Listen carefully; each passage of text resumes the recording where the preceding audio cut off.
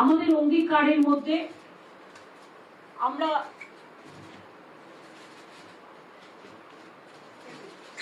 আমরা সবার জন্যই, এটা জাস্ট সংক্ষেপে আপনাদের কাছে একটা অঙ্গীকার বলছি, যদি এগুলো ম্যাক্সিমাম করে দেওয়া হয়েছে।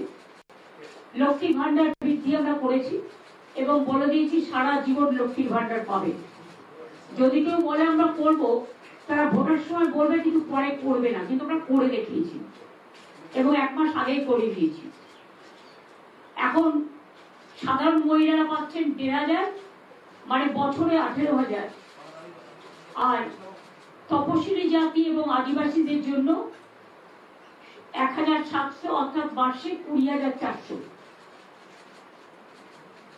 1,500 করে আমরা, যেটা প্রায় 1 কোটি যুবকদের, যাদের বয়স 21 থেকে 40 বছরের মধ্যে, যারা স্কলারশিপ পায়, পাক কোনো অসুবিধে নেই।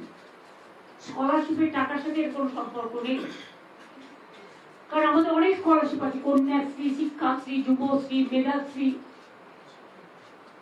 স্মার্ট কার্ড, সবুজের স্বপ্ন, তরুণের স্বপ্ন, রূপশ্রী, আমাদের 100টার ওপর স্কিম আছে, সামাজিক স্কিম, সেটা তো পাবেই। এটা আমরা বেকার ভাতা হিসেবে নয়, সে যখন পড়াশোনা করবে, পড়াশোনা করার স্কলারশিপ সে পাচ্ছে, কিন্তু তার একটা গাড়ি, মাধ্যমিক পাস কেন করেছে, তার একটা হাত খরচের জন্য এইটা আমরা দেব যতদিন সে চাকরিটা না পাচ্ছে, এবং তার মধ্যে কর্মসংস্থান পেয়ে যাবে, হয়ে যাবে। অলরেডি আমরা 2 কোটি ছেলে মেয়েদের চাকরি দিয়েছি, আর মোদী সরকার বলেছিল প্রতি বছর 2 কোটি ছেলে মেয়েদের চাকরি দেবে।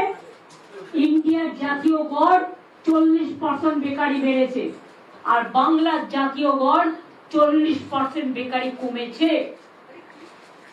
বাংলায় মনে রাখবেন, দেশের দারিদ্র সীমার উপরে সংখ্যা বেড়েছে, আর বাংলায় দারিদ্র সীমার নিচে যারা ছিল তাদের প্রায় 1,75,00,000 মানুষকে আমরা দারিদ্র সীমার উপরে নিয়ে এসেছি।